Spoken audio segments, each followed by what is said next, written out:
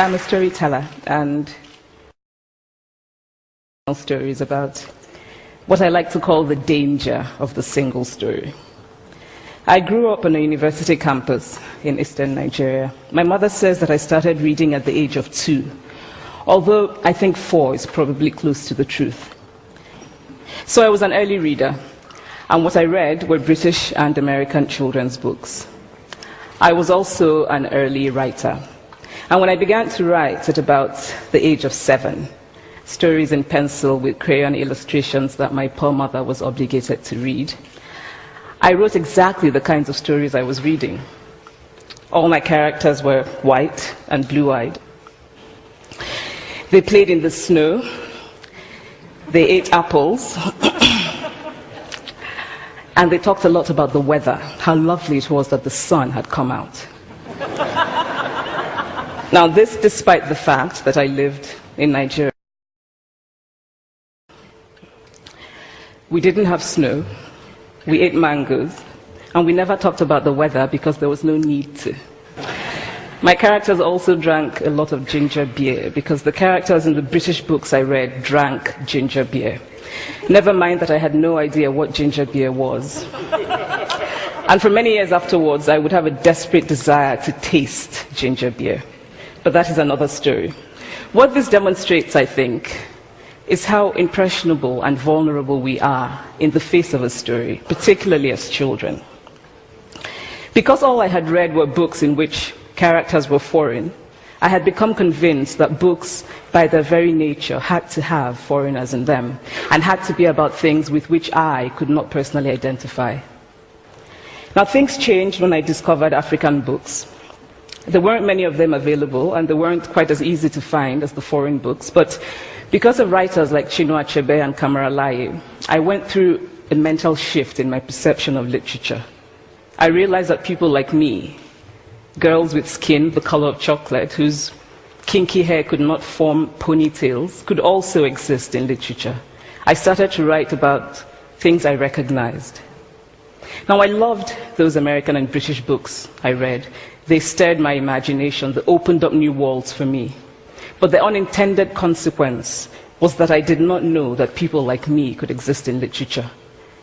So what the discovery of African writers did for me was this: it saved me from having a sense of what books are.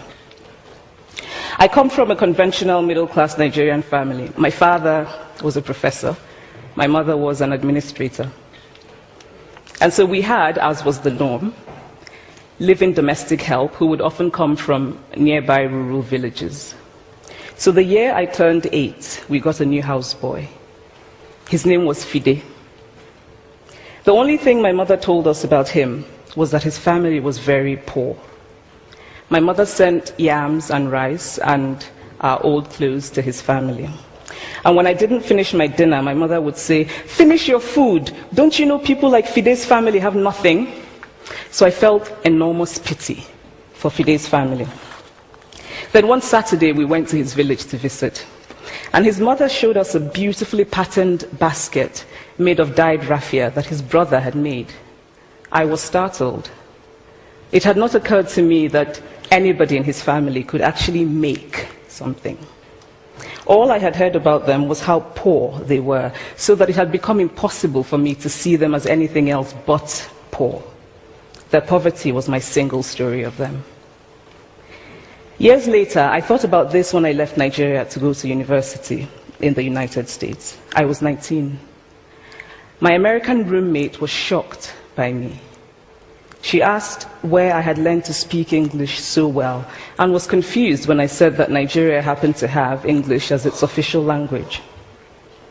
She asked if she could listen to what she called my tribal music, and was consequently very disappointed when I produced my tape of Mariah Carey. She assumed that I did not know how to use a stove. What struck me was this: she had felt sorry for me even before she saw me. Her default position toward me, as an African, was a kind of patronizing, well-meaning pity. My roommate had a single story of Africa, a single story of catastrophe. In this single story, there was no possibility of Africans being similar to her in any way, no possibility of feelings more complex than pity, no possibility of a connection as human equals. I must say that before I went to the US, I didn't consciously identify as African. But in the US, whenever Africa came up, people turned to me, never mind that I knew nothing about places like Namibia. But I did come to embrace this new identity, and in many ways I think of myself now as African, although I still get quite irritable when Africa is referred to as a country, the most recent example being my otherwise wonderful flight from Lagos 2 days ago, in which there was an announcement on the Virgin flight about their charity walk in India, Africa, and other countries.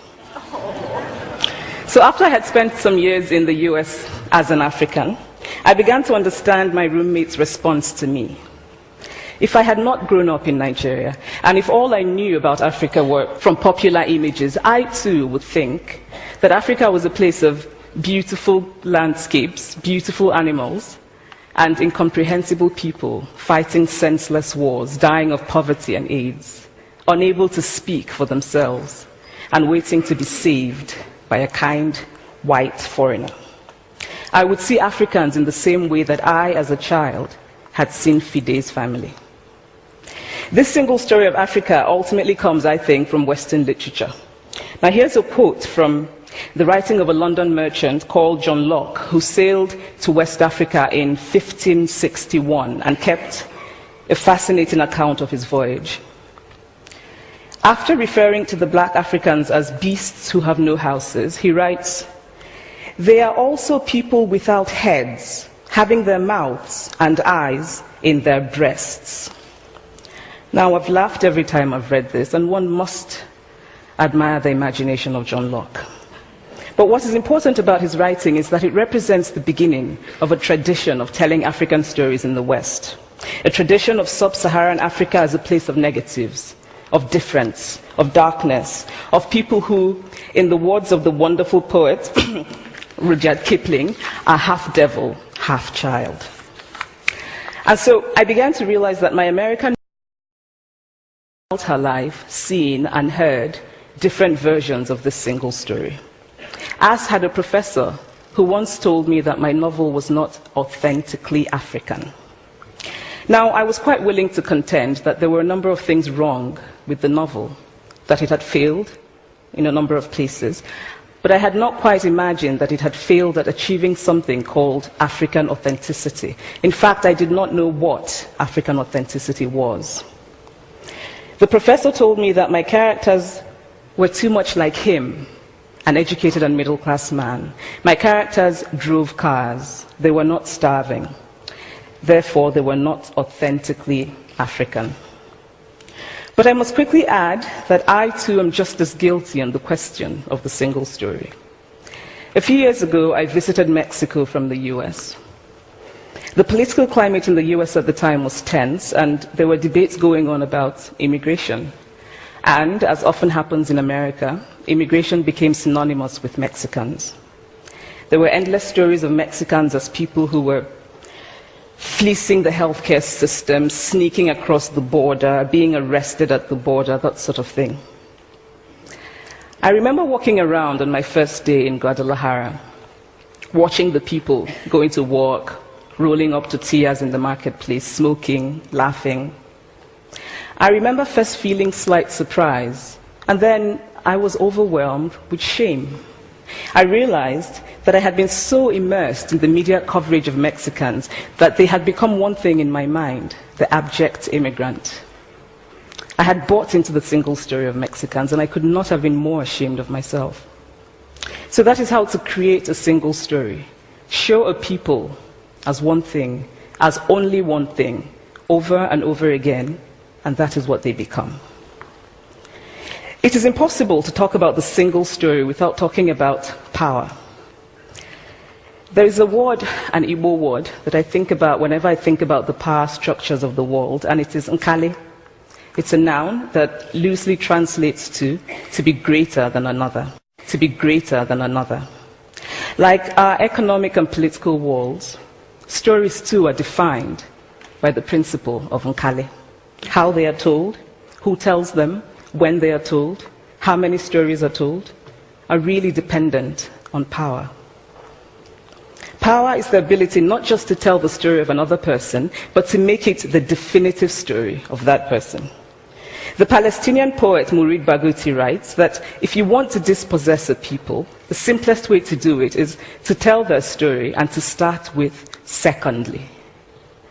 Start the story with the arrows of the Native Americans and not with the arrival of the British, and you have an entirely different story. Start the story with the failure of the African state and not with the colonial creation of the African state, and you have an entirely different story. I recently spoke at a university where a student told me that it was such a shame that Nigerian men were physical abusers like the father character in my novel. I told him that I had just read a novel called American Psycho, and that it was such a shame that young Americans were serial murderers.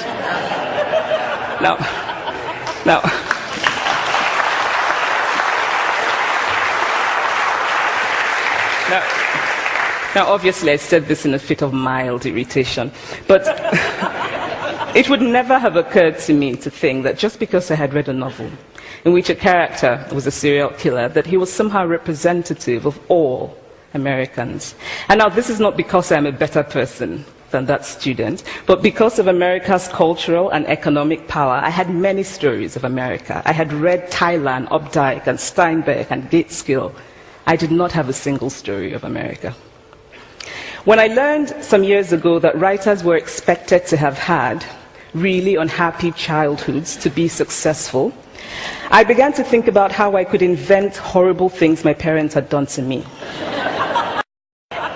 But the truth is that I had a very happy childhood, full of laughter and love, in a very close-knit family. But I also had grandfathers who died in refugee camps. My cousin, Polly, died because he could not get adequate health care.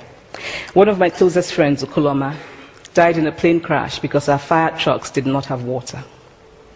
I grew up under repressive military governments that devalued education so that sometimes my parents were not paid their salaries. And so as a child, I saw jam disappear from the breakfast table. Then margarine disappeared. Then bread became too expensive. Then milk became rationed. And most of all, a kind of normalized political fear invaded our lives. All of these stories make me who I am. But to insist on only these negative stories is to flatten my experience and to overlook the many other stories that formed me. The single story creates stereotypes, and the problem with stereotypes is not that they are untrue, but that they are incomplete. They make one story become the only story. Of course, Africa is a continent full of catastrophes, the immense ones, such as the horrific rapes in Congo, and depressing ones, such as the fact that 5,000 people apply for one job vacancy in Nigeria. But there are other stories that are not about catastrophe, and it is very important, it is just as important to talk about them. I've always felt that it is impossible to engage properly with a place or a person without engaging with all of the stories of that place and that person. The consequence of the single story is this: it robs people of dignity. It makes our recognition of our equal humanity difficult. It emphasizes how we are different rather than how we are similar. So what if before my Mexican trip, I had followed the immigration debate from both sides, the US and the Mexican? What if my mother had told us that Fide's family was poor and hardworking? What if we had an African television network that broadcast diverse African stories all over the world, what the Nigerian writer Chinua Achebe calls a balance of stories? What if my roommate knew about my Nigerian publisher, Mukhtar Bakare, a remarkable man who left his job in a bank to follow his dream and start a publishing house? Now, the conventional wisdom was that Nigerians don't read literature. He disagreed. He felt that people who could read would read if you made literature affordable and available to them. Shortly after he published my first novel, I went to a TV station in Lagos to do an interview. And a woman who walked there as a messenger came up to me and said, "I really liked your novel. I didn't like the ending. Now you must write a sequel, and this is what will happen." And she went on to tell me what to write in the sequel. Now, I was not only charmed, I was very moved. Here was a woman, part of the ordinary masses of Nigerians who were not supposed to be readers. She had not only read the book, but she had taken ownership of it and felt justified in telling me what to write in the sequel. Now, what if my roommate knew about my friend, Fumi Yonda, a fearless woman who hosts a TV show in Lagos and is determined to tell the stories that we prefer to forget? What if my roommate knew about the heart procedure that was performed in the Lagos hospital last week? What if my roommate knew about contemporary Nigerian music, talented people singing in English and Pidgin and Igbo and Yoruba and Ijo, mixing influences from Jay-Z to Fela to Bob Marley to their grandfathers? What if my roommate knew about the female lawyer who recently went to court in Nigeria to challenge a ridiculous law that required women to get their husband's consent before renewing their passports?